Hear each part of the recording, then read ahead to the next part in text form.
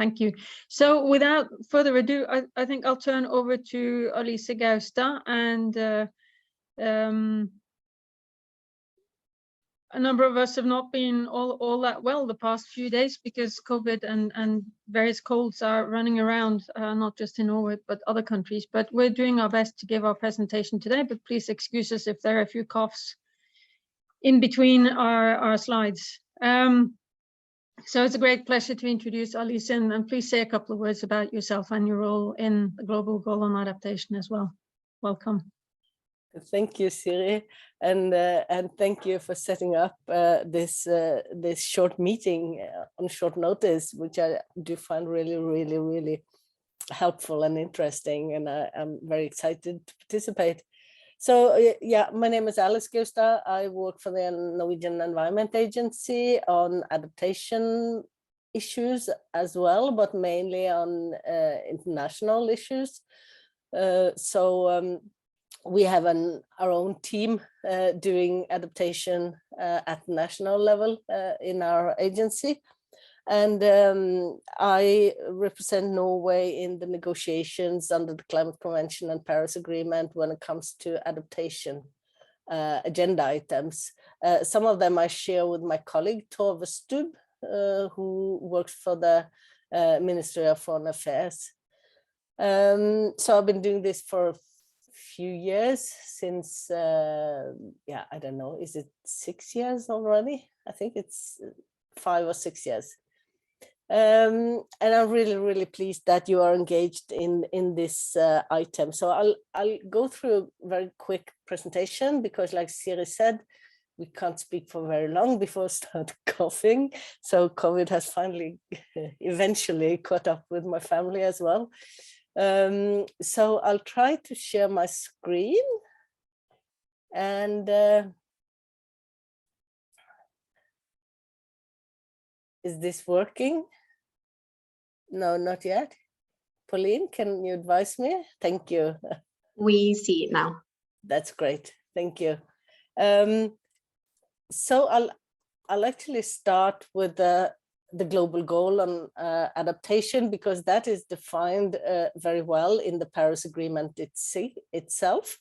In the agreement's Article 7.1, the goal is defined as enhancing adaptive capacity, strengthening resilience, and reducing vulnerability to climate change, with a view to contributing to sustainable development and ensuring an adequate response in the context of the temperature goal. So that is the definition of the global goal on adaptation. And I'll do a bit of history on the work on the GGA. In Madrid at the COP in 2019, the Adaptation Committee under the Climate Convention was requested to consider approaches to reviewing the overall progress made in achieving the global goal on adaptation, and to report on their work during their annual report in 2021.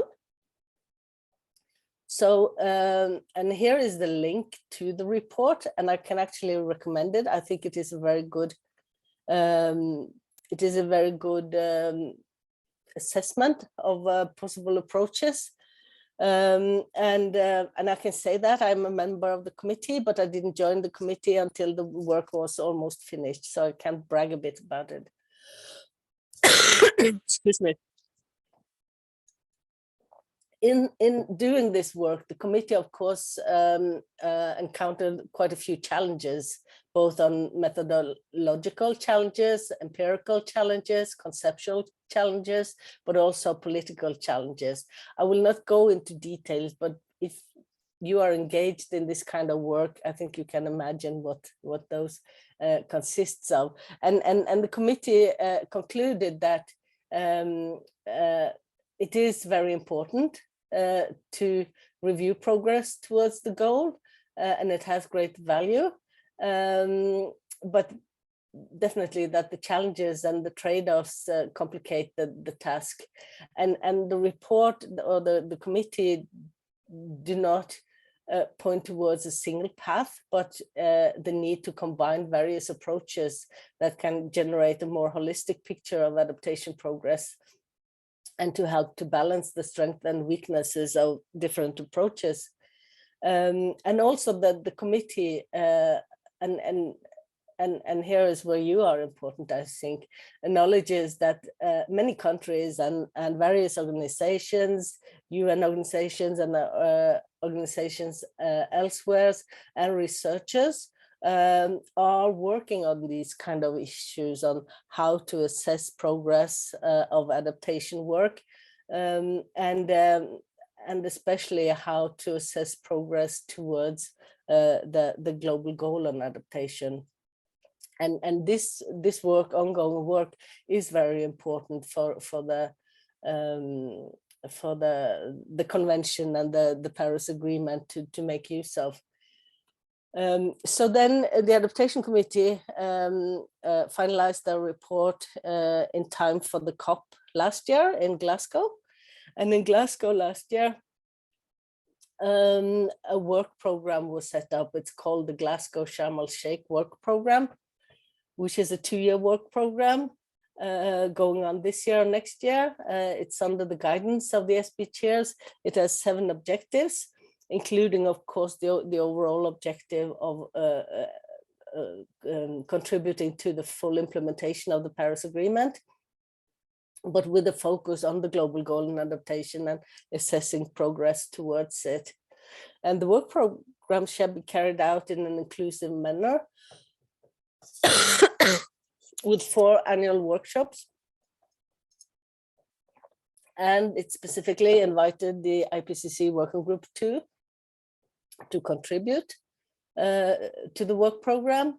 And then the SB chairs are to report annually to the CMA, which is sort of the COP for the Paris Agreement, which is part of the annual COPs. And then it will become an agenda item for the coming COP.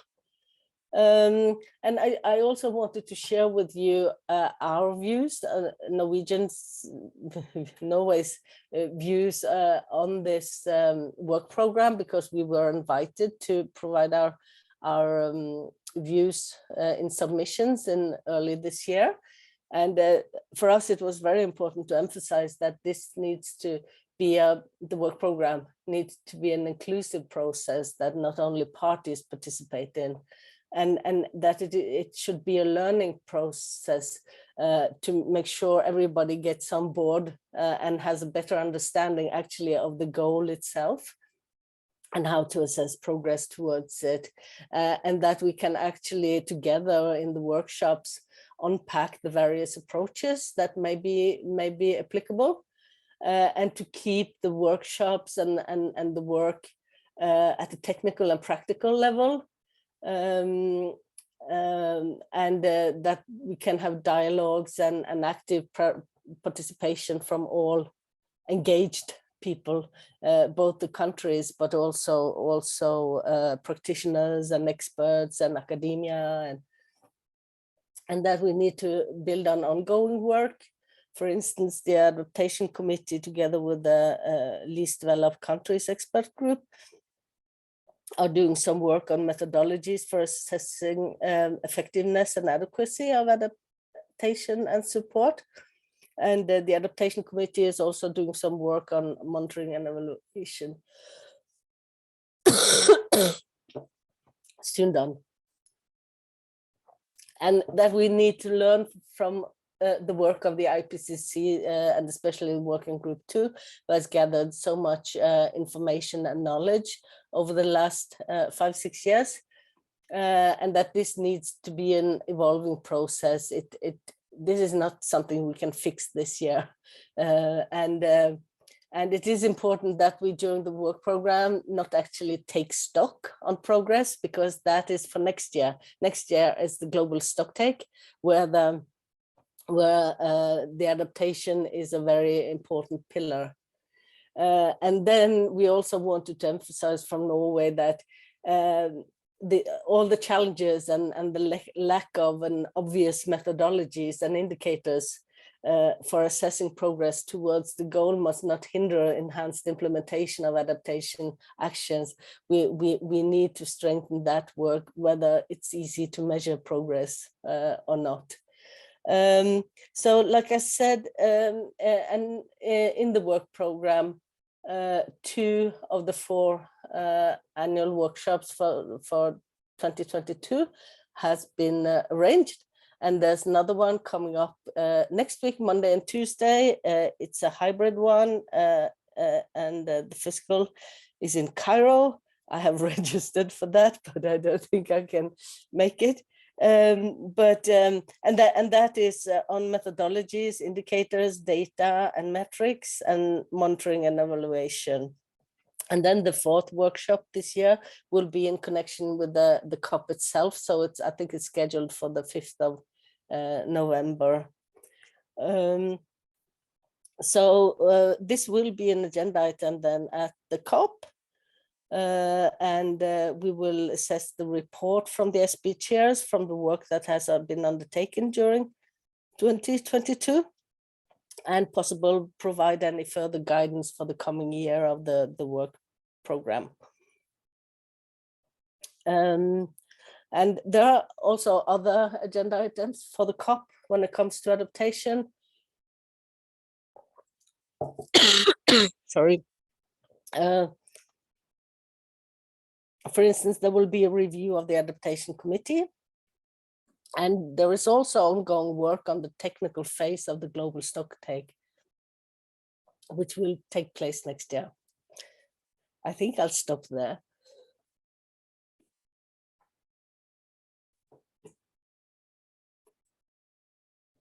Well, thank you very much, and thank you for your very brave efforts to get through this presentation, despite COVID. We really appreciate that. I would like to open the floor for any sort of burning questions, but bearing in mind we have another presentation from IPCC authors, so the main discussion we'll do after the second presentation. But if there are any burning questions, then please raise your hand. We can also take burning questions afterwards. Okay, so then I think I will progress without further ado to our next presentation.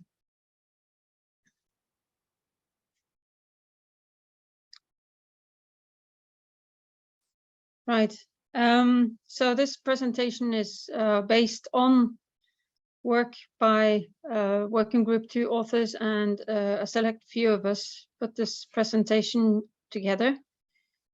Unfortunately, Johanna last minute has come down with a cold and lost her voice.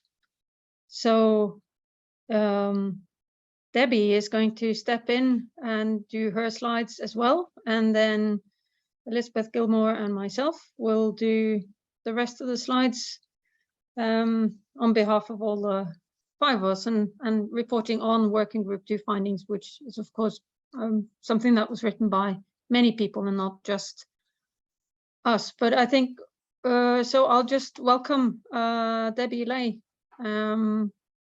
Without further ado, I'll go to the next slide, and you just tell me when I need to skip slides, since I'm sharing screen. Okay, well, hello everybody, hope you're all doing well. Thank you for this invitation to participate and for hearing about adaptation actions within Working Group 2. So as we know, we've seen increased frequency and intensity of impact. So there is an urgency of action to adapt to climate change at the same time that we make deep cuts in greenhouse gas emissions and also achieve the Sustainable Development Goals. Next slide, please. This slide here, excuse me, also shows us how adaptation can reduce risks, and that adaptation also saves lives. So these examples here are focused on the health sector, and the third column under each section shows how this risk can be reduced with proactive adaptation actions. Next slide, please. But we also know that there are between 3.3 and 3.6 billion people worldwide living in highly vulnerable places that are highly vulnerable to climate change. Next slide, please. But this is also because they face numerous challenges, including the limited access to basic services and infrastructure, climate sensitive income sources, and high levels of poverty, among other causes, other reasons. So this means that besides reducing climatic risks, we also need to address these different systemic vulnerabilities. Next slide, please. So here we pose 4 questions about the main considerations for adaptation goal setting. So one of them is on the substantial, what is the state of adaptation we're aiming for, keeping in mind that substantial risk and risk reduction is possible, but is context specific. Also, that adaptation options are available and can be assessed across a number of dimensions that the literature says make adaptation effective. That it is enabling at all scales. What is possible with adaptation? There is potential for stock taking, but global is not about achieving adaptation about country by country, but for people who must manage these risks given different constraints and capacities. And that adaptation is not returning to the status quo. It is about transforming the baseline. Next, please. So the previous slides have outlined some of the challenges we face today and how they will increase with higher global warming levels. And the key question is, how well are we adapting to climate change? And we know that there are still gaps in adaptation and the financing, but also in the implementation, and that adaptation doesn't always reach the most vulnerable. Next slide, please. So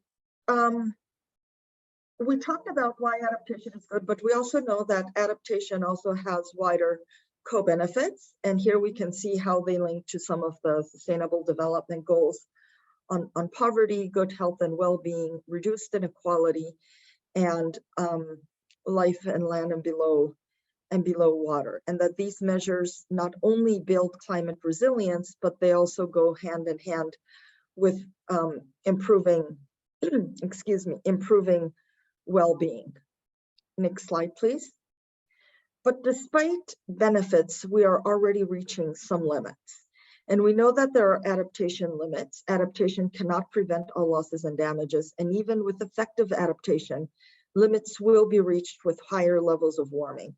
And some natural solutions will no longer work above 1.5 degrees C warming. And this is especially true for nature-based, some of the nature-based adaptation options and adaptation options based on water, which will see a significant decrease in effectiveness as we approach and surpass the 1.5 degrees C of warming. Next slide, please. So now we're going to talk about how we adapt, and the report shows options that are feasible and effective.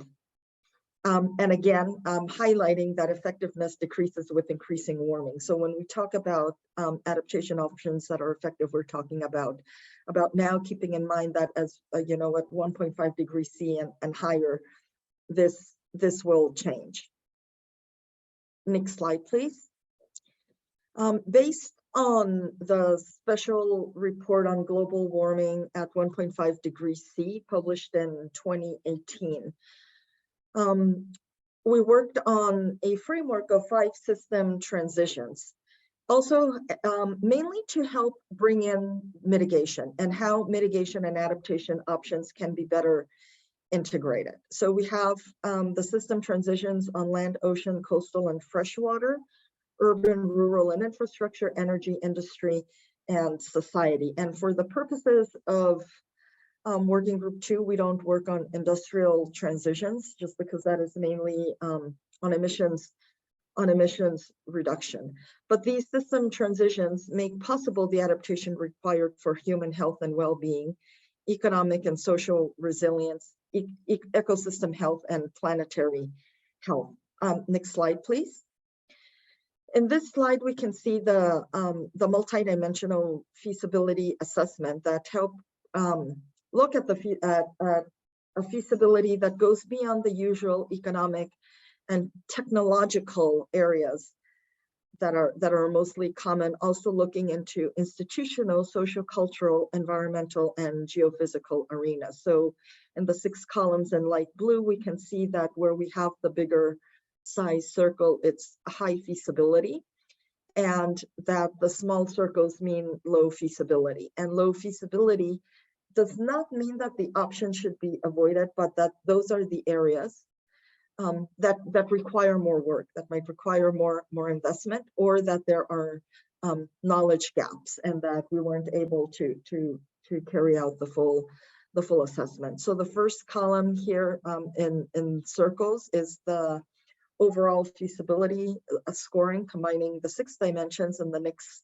column is on synergies with mitigation. So what we're trying to see is where adaptation options are feasible, but that also have high synergies with mitigation. So next slide, please. In this slide, we can see some of the indicators that we use, and I want to put special attention to the institutional and social cultural, where we assess political acceptability, legal and regulatory feasibility, institutional capacity, transparency issues. And then on social cultural, social co-benefits, mainly linking to the Sustainable Development Goals, social cultural acceptability, social and regional inclusiveness, and equity, intergenerational and gender. And something important to keep in mind in these indicators is that even though this figure showed here is at the global level, this framework was also carried out, this methodology was also carried out in some of the regional and sectoral chapters of AR6 Working Group 2, and that they can be adjusted to subnational or national level. So for example, if any of these indicators is not as important or needs to be prioritized, it could change for something else. So maybe in some regions of Central America, in some countries, indigenous knowledge might need to be included under social cultural. Next slide, please.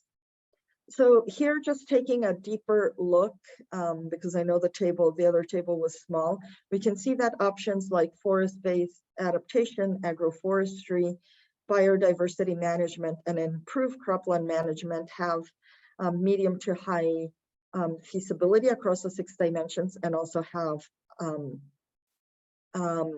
high synergies with mitigation. Next slide, please. And so focusing on urban, we can see that green infrastructure is also has high synergies and high feasibilities. Next slide, please. Here for energy systems, we have resilient power infrastructure and energy reliability, keeping in mind that energy infrastructure needs to be resilient, but also that energy in itself is an option for adaptation, or that energy helps enable other options, such as when we talk about disaster risk management or climate services. And next slide, please. Here we see some of the cross-cutting options, but I would like to highlight here that at the global level, what we see across all system transitions is that the institutional dimension comes up with mostly low and high and medium feasibility. So that indicates another area that might need work. The next slide, please. And here we can see how we have nexus with the different sustainable development goals. And what I want to highlight in this slide is that the options I mentioned earlier in both land ecosystems and urban and infrastructure have positive, strong nexus with, especially with SDG 3 on health, 6 on water, and 11 on sustainable cities and communities. So those appear as common throughout. Next slide, please. But despite the feasibility of options and their effectiveness, they might still not happen without having key enablers in place. And my colleague, Elisabeth, will detail this right now. Thank you very much. Good morning. Thank you so much, Debbie.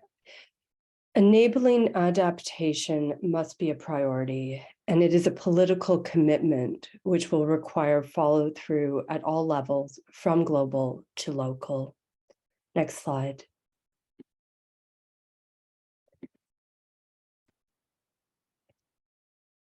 Monitoring enablers is key to accelerating adaptation. We have several ways in the report that we outline how this can be achieved. One of the key ways to accelerate and sustain adaptation is through frameworks, knowledge, and inclusive governance. Starting with frameworks. Frameworks impose duties upon governments to implement adaptation actions. For example, those around conservation, sustainable use of beaches, urban development, and targeting diseases made worse by climate change. Enhancing knowledge of impacts and risks and available adaptation options encourages action from society and policymakers. In this way, educational and informational programs, as well as the arts, can play a part. But finally, inclusive governance is needed. Inclusive governance that prioritizes equity and justice. In this way, citizens, civil society, and other organizations should be participating directly in the planning and decision-making. Next slide. In addition to frameworks and enablers that engage with people at different levels, monitoring and evaluation is important to track progress. Measures that are effective now might not work in 20 years, or may be much less effective at different temperatures. Like the global embers that Debbie showed on one of the first slides, here we show regional embers. Now, these were assessed for Australia across a range of key risks, and it shows the potential with and without adaptation. Now, this is an aggregate risk reduction, but it can help to serve as a guide, as a way to observe and to monitor progress through the actions that we're taking in an aggregate. These adaptation strategies, in addition to being monitored, will often have to be revised continually and adjusted to future climate and societal needs. These revisions should be fact and data driven, and monitoring and evaluation and learning needs to be embedded in the governance structures. Next slide. Coming back to the theme, though, of who is at risk and why, it is helpful to not just acknowledge that adaptation can save lives and reduce risks, but also to consider risk at very different scales and for very different people. And we should be aware of who's at risk and also who is deciding. So, for example, we need to think here about maladaptation. This is adaptation that results in unintended consequences. In this situation, it can often worsen vulnerability by increasing either climate-related risks or in some cases, increasing greenhouse gas emissions. Now, here we show a sea defense that may be strong enough to protect people living behind them now, but perhaps not over a longer term. And so in this way, this barrier that is there to prevent risk actually may end up entrenching and propagating future risk. But we can compare this to what's possible. By taking full use of nature, we can provide better flood protection that is more resilient in a changing climate. This example of maladaptation, though, and where we see them most in the report, is as it relates to Indigenous peoples, ethnic minorities, and other disadvantaged groups. Low-income households and those living in informal settlements are some of the most affected by maladaptation. And hence, without paying attention to this, we can entrench existing inequalities. Next slide, please. We also need to focus on financial constraints. We see that the current global financial flows as sent for adaptation are insufficient, and this is especially true in developing countries. The overwhelming majority of the globally tracked climate finance was targeted at emission reductions, and only a very small proportion goes to adaptation. Climate impacts that result in higher levels of losses and damages will compound this by slowing down economic growth and further reducing the availability of domestic financial resources.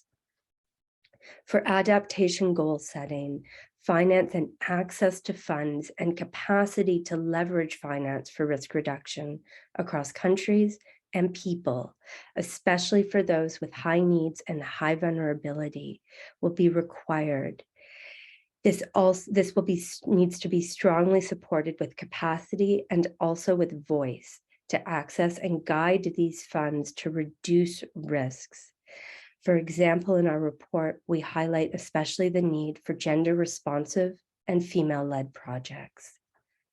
I'd now like to pass it to my colleague Siri to talk about adaptation and climate resilient development. Thank you. Thank you, Liz. So a key consideration for the global goal on adaptation is that adaptation is actually not enough, and it's not isolated from societal development processes.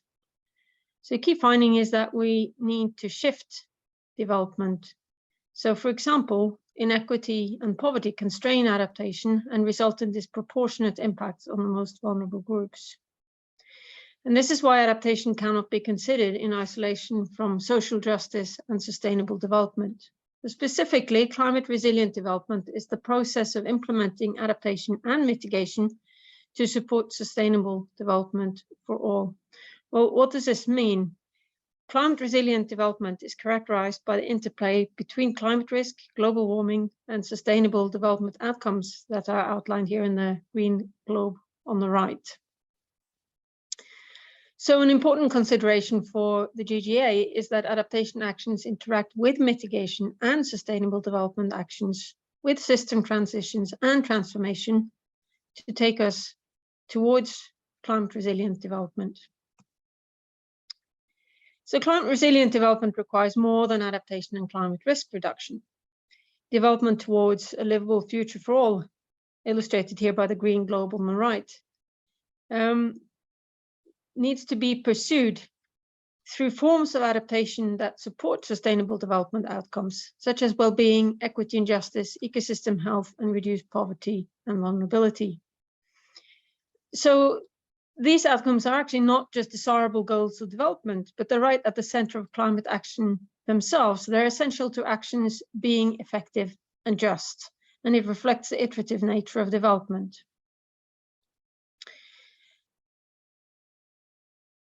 However, current global development pathways are not actually supporting climate resilient development. We're more on the pathway in the red direction here, where we see increased warming, path dependency, entrenched systems, inequities, and adaptation limits, and all these undermine sustainable development.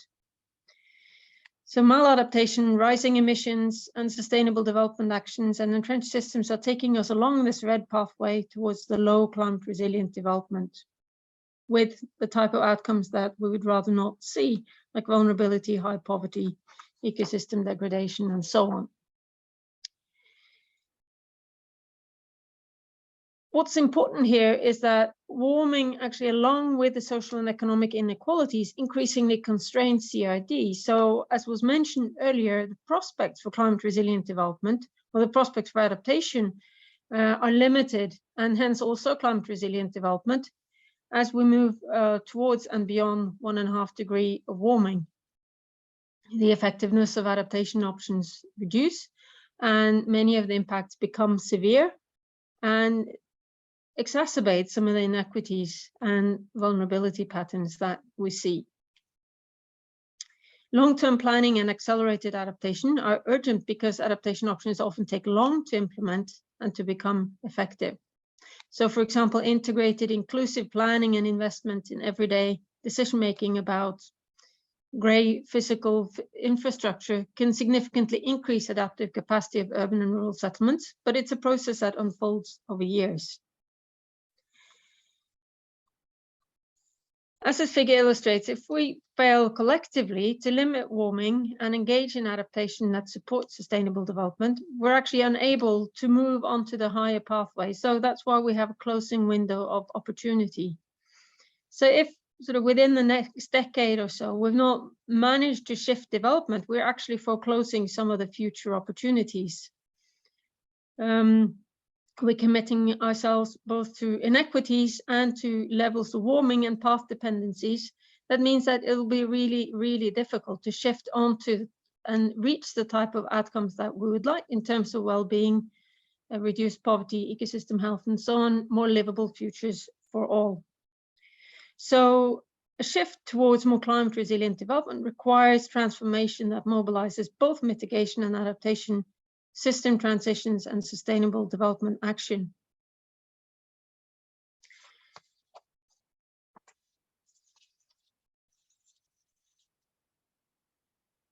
So what's important here is that not only do we need to act fast, but shifting how we act is urgent. And current inequities and development gaps and the rate of global warming mean that there's only a brief and narrowing window of opportunity to enable the type of climate resilient development that we need to see.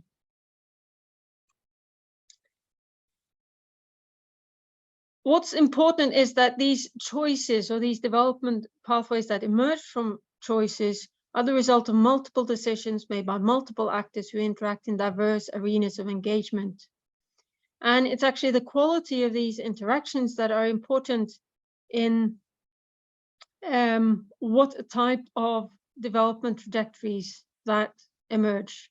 So development is complex. It's not a neat sort of one-off policy decision about adaptation and mitigation where we sort of just nicely harmonize everything. It is actually about these processes of contestation and struggles that go on between multiple actors and interests in various arenas. What the report found was that dimensions that enable societal choices towards higher climate resilient development include knowledge diversity, ecosystem stewardship, equity and justice, and inclusion. And in contrast, dimensions that result in societal choices towards lower climate resilient development being identified as singular knowledge, ecosystem degradation, exclusion, and inequity and injustice. And there's, lots within those concepts, but it's basically about, what sort of interactions and what sort of decisions are we making that together bring us in one direction or another in terms of development. What's also important is that climate resilient development looks different from place to place in terms of what actions you need locally and what the context is locally, and also the prospects really vary.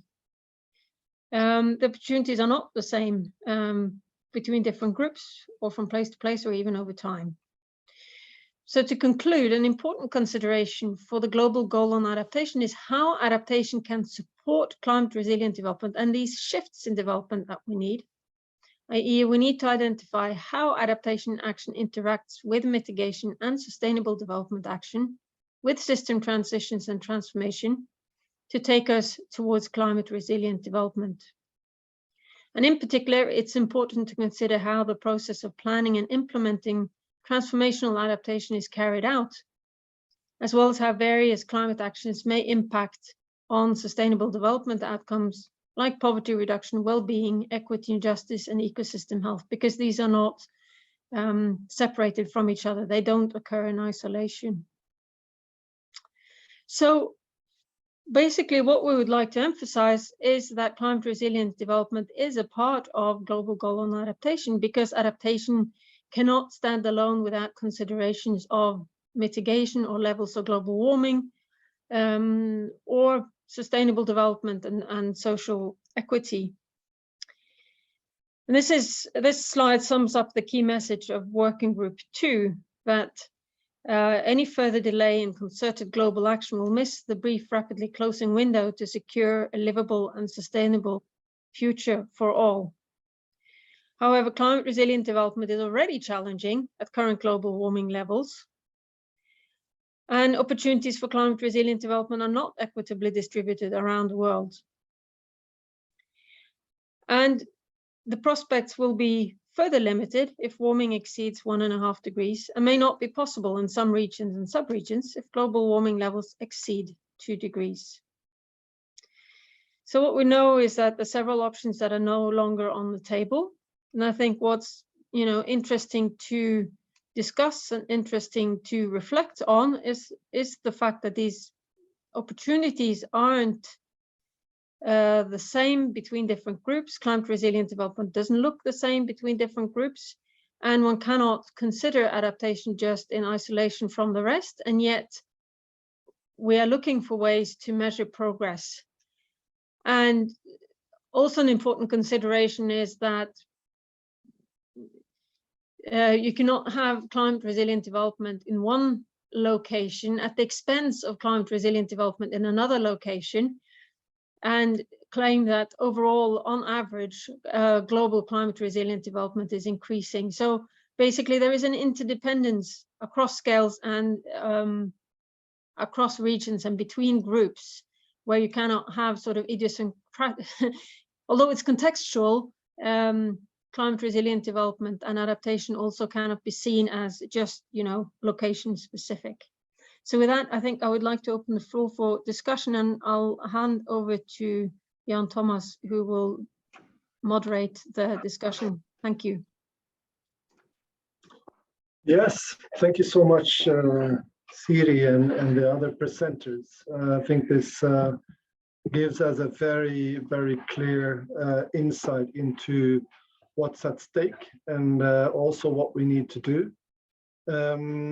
I want to open the floor, but I would want to ask, not quite sure who, but I would want to place the question, because the global goal on adaptation, its aim is to develop something on adaptation similar to the 1.5 degrees goal.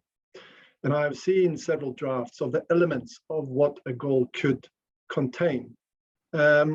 Would anyone like to say something about what elements it should include and how they can be formulated, so that we can get a better idea of how such a goal can be formulated? I don't know, Alice, if you have anything on that, or anyone of the other speakers maybe can say something about it.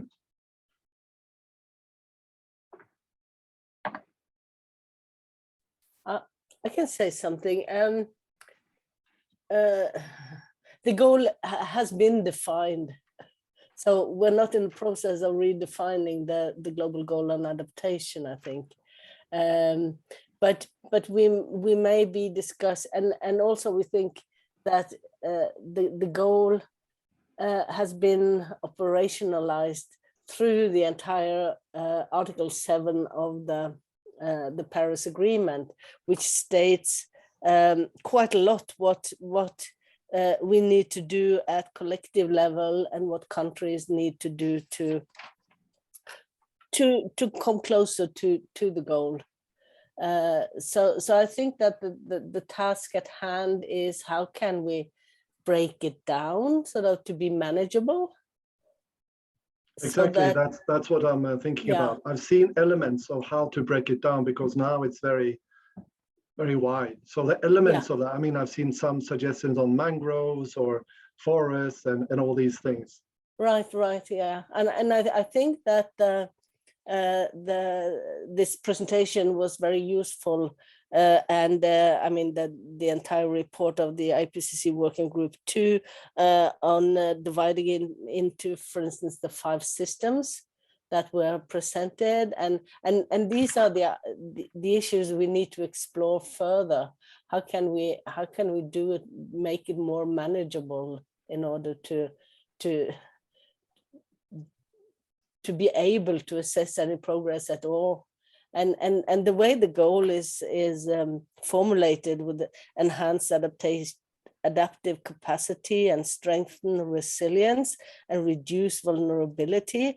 I think that Siri's presentation is extremely relevant, because all the factors that Siri is bringing up and you other guys as well, are relevant for adaptive capacity, for the resilience of communities and countries and the vulnerabilities. So I do think that the IPCC is the knowledge is extremely valuable for our work.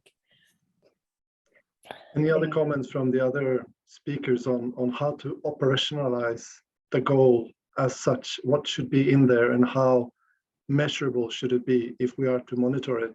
I think just to add, I think it's a bit paradoxical. We're talking about a global goal, but as many of the organizations working adaptation, we know that adaptation is inherently local. So that's where one of the challenges are. Mm-hmm. Yes, if I may, I mean, I think that was really spot on. Adaptation and at its root, right? Even, you know, asking about what is vulnerability reducing, what is risk reducing, is very much also in the perceptions of the people for whom these actions are either being decided, or that even better, for them to be self-determining these actions. But I think we also don't want to fall into the trap of all adaptation being local, such that we do not think about the aggregate ways that our actions can contribute to this adaptation. And I think that's where the global goal sort of has to, so almost, no, I don't want to say uncomfortably, but has to sit, right?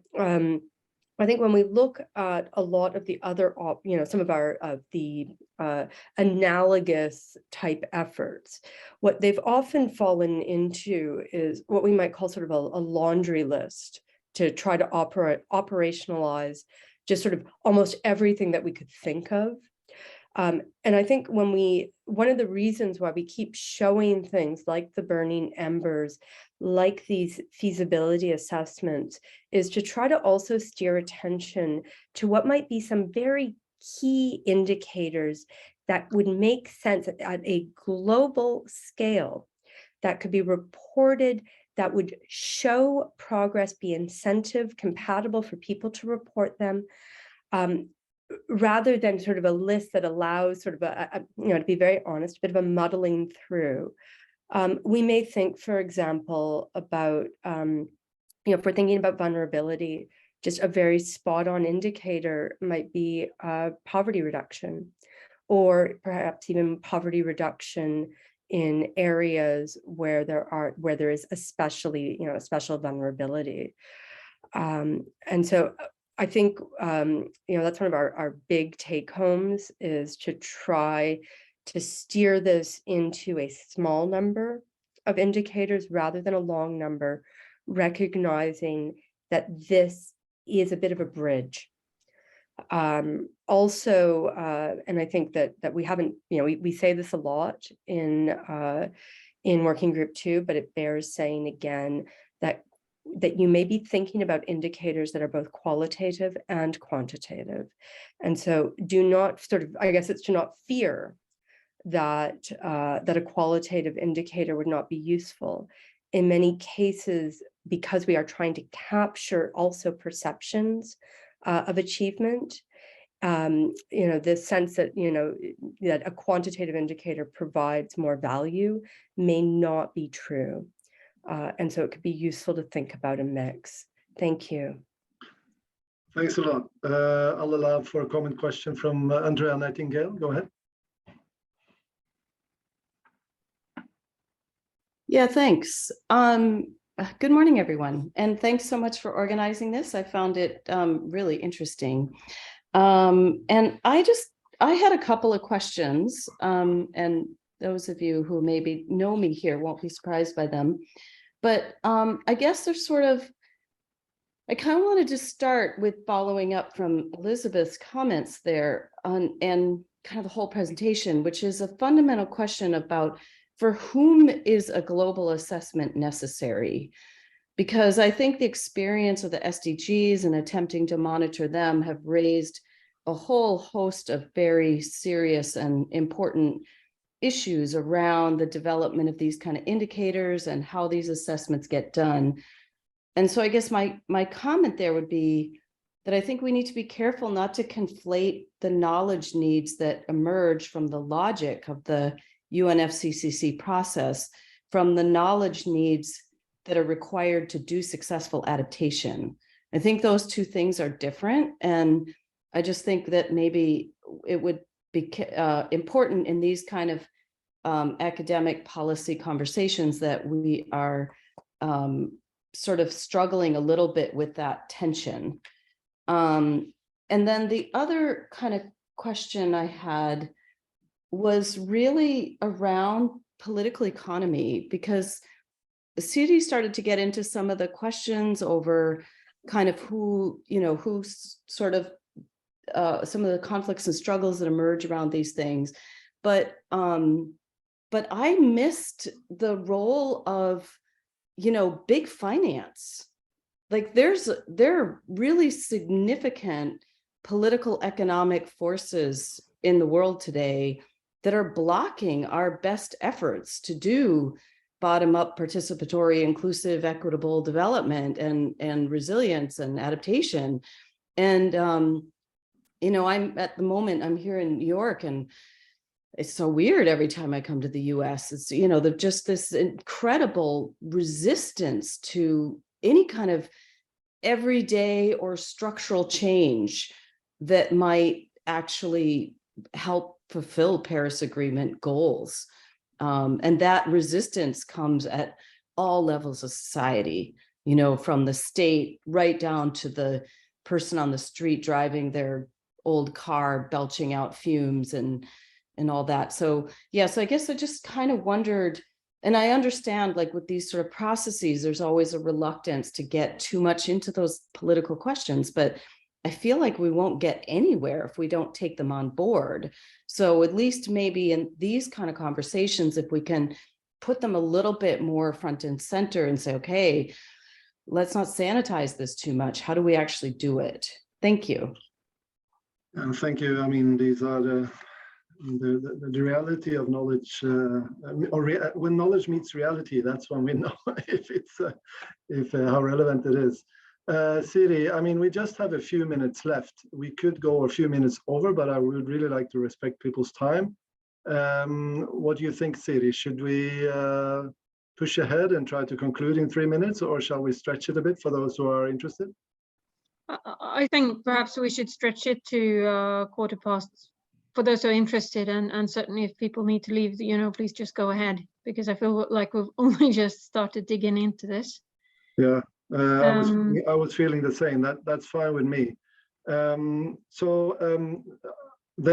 you asked for saying something, actually. So I'll pass the word on to you.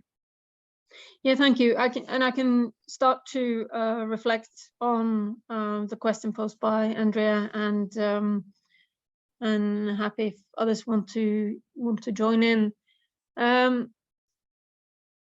So the understanding of climate resilient development is exactly some of those struggles. In the slide that I went past quite quickly, you're talking about the different arenas within which actors interact, and the financial and economic arena is one of those arenas. And of course, that's not just climate finance, it's all sort of other finance.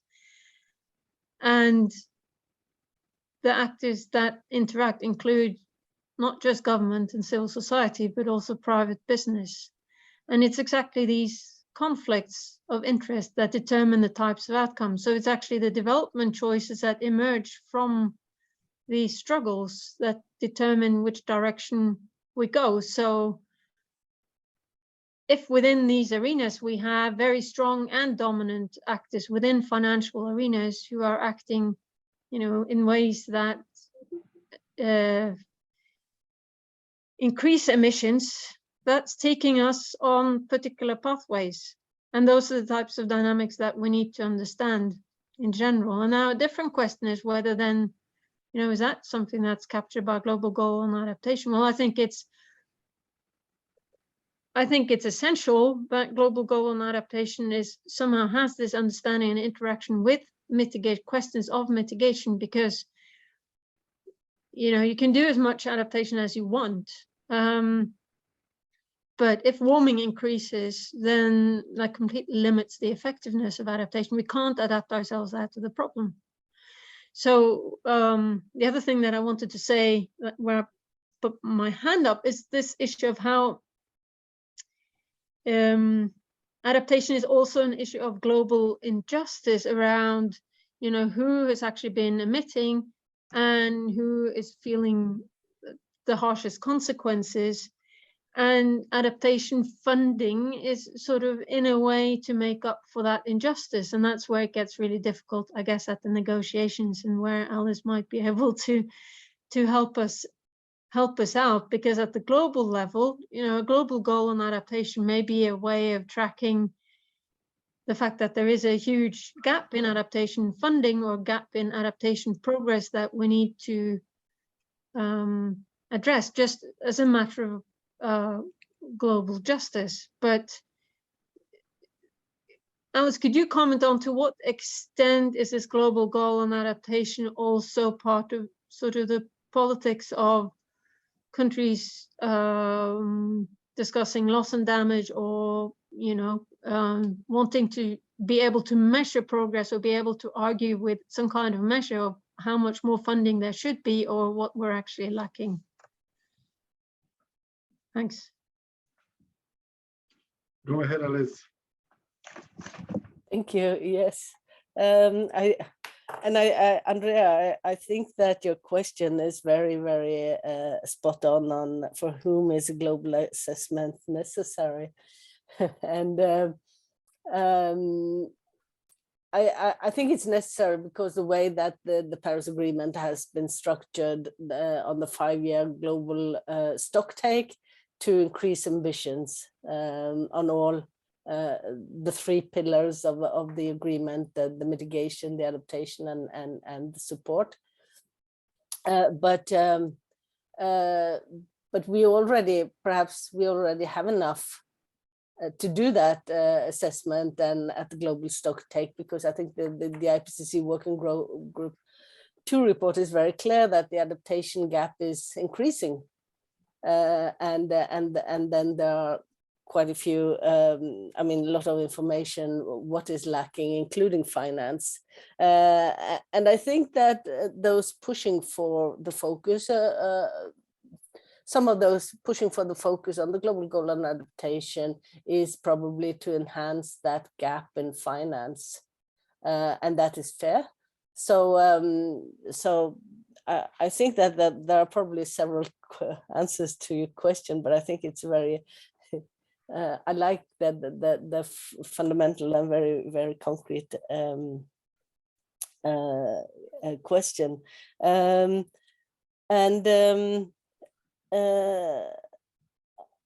also think that it is it's a good question. What kind of knowledge do we need to do effective adaptation? And that is what I said in my presentation as well, that this challenges of measuring progress towards the global goal, the way the global goal is phrased, must not be a hinder for what we really need to do, and that is to step up adaptation at all levels and scales. So that is important. And then when it comes to the negotiations, there are of course limitations at what we can do at collective level. I mean, you can provide finance, you can provide guidance, you can provide, in Norway we have an expression saying you can only lead the horse to the stream, but you cannot force it to drink. And that is kind of, there are limits to what we can do at collective level, but of course there is a lot we can do, but like we've seen in the presentations here today, that a lot will depend on the work on national and subnational local level as well. I don't know if that makes sense. Yeah, I would like to, I raise my hand to come up with a sort of question. I mean, I think just getting across the message that adaptation is completely necessary is a goal in itself. Just people don't understand what adaptation is yet. It sounds very passive. It sounds like you've given up. I mean, all these different things that we face when we try to promote adaptation. Development Fund has done this for 30 years, tried so hard, and still lots of politicians just close their ears when you say adaptation because they think mitigation, that's the solution. Adaptation is like, oh no, now we have to build protection from all the disasters. So that's one of the things that is necessary with a global goal for adaptation, and put some contents to it because so many people don't know exactly what are we going to adapt. So there is this informing the public, informing politicians about it, and I think is very valuable in itself. But there's another element that I really would like to see a bit along some of the comments, is that whatever we define as the main indicators of this goal, this will put clear instructions on the funding that's now coming up, hopefully, for adaptation. And as you know, very little of the funding today for climate issues is for adaptation. It should be 50-50 according to the UN. And then a very small part of what's given today is actually going to those who need it the most. So there's a huge gap between the need and actual existing funding, a huge gap between what those who need it most and their access to it. So I think we need to, I mean, there is this whole question of the political economy and who is fighting against this. But I think that rich countries will understand that they need to do this in time. At least they have the means. But I am particularly worried about the poor countries. I would like to see the indicators focusing around the most vulnerable, as been said here. And is that possible so that all those who work to put adaptation on the agenda and working bottom up, as we do with our partners, can get the support they need? Because I mean, adaptation is nothing new. We've been doing it for 20 years in many projects, building local resilience.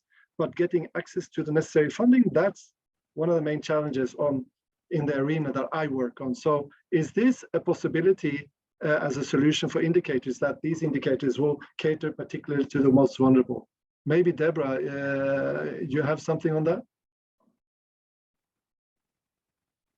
Yes, oh, thank you. So, and then I'll let my colleague Elisabeth complement, but I think we also need to keep in mind that more financing won't necessarily mean more or better adaptation, and that more financing for adaptation can lead to more poverty and more injustice and more inequity and more maladaptation. So not that I want to be negative and pessimistic, but what we see of today of how much investment in adaptation ends up really increasing risks and vulnerability. It's something to keep in mind of how these financial flows and structures work. So it's not just in how much money goes in. And what you were just mentioning of how indicators, go back to the people, it's something we try to do with the feasibility assessment under especially the institutional and social cultural dimensions, and some of the others going back to, for example, employment and how much co-benefits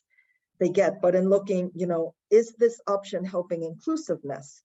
Is this option in helping equity or not?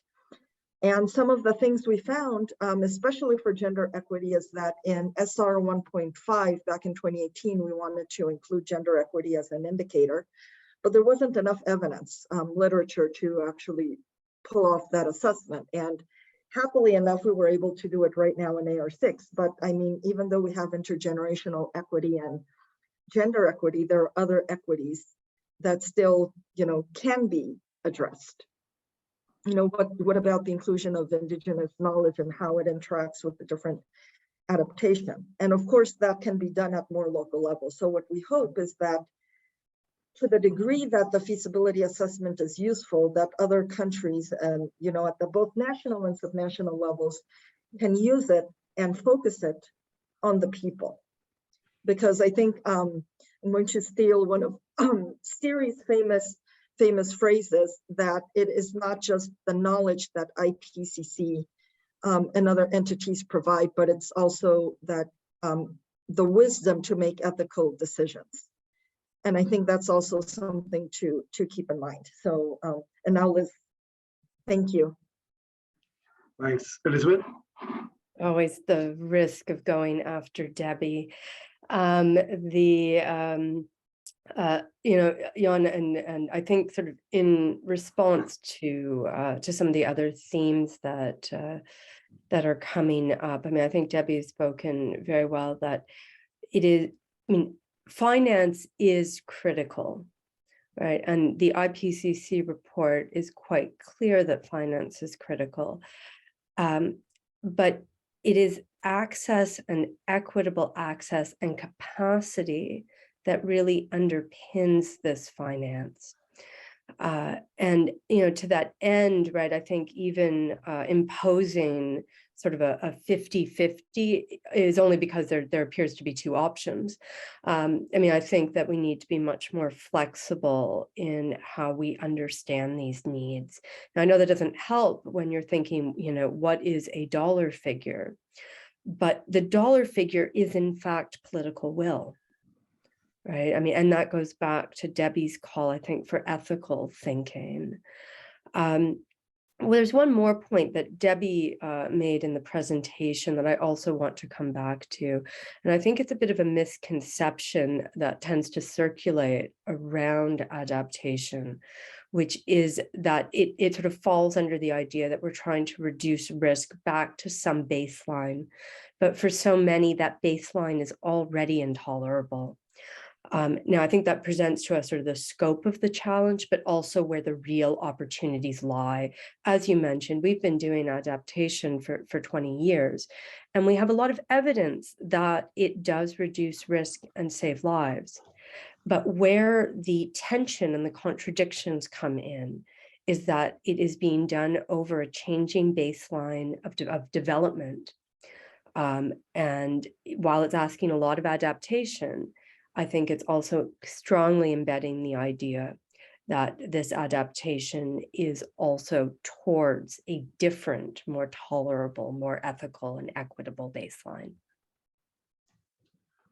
Thank you so much, Elisabeth. Yeah, I would just make a short point on exactly that. Our experience now during the pandemic is that the local communities that we've been working with for some time, they turned out to be very resilient during the pandemic, much more so than other communities. And that's because they had, as you said, changed the baseline.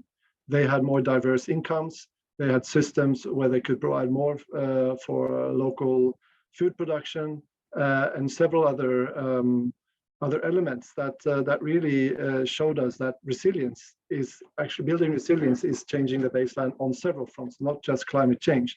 So I think that it's very closely linked to development as such, but a different kind of development, like sustainability is no longer enough. Now we need to have regenerative goals to improve the soil, not just to use the soil so it keeps up production and those kind of things. So I think this has been very interesting. I can't see any more hands, and we only have 2 more minutes. So I think that's perfect for the time we've had. If there are no final comments, Siri, raise your hand if there are. I was thinking if Alice has any final comments that she would like to add. I see she's been active in the chat. Okay, you have a final comment, Alice? Not really. I just wanted to say something about the finance, that this came out very strong in the decision, the cover decision from the last COP, and it's sure I'm sure that the Egyptian presidency do have expectations for this to be brought up as well, and then.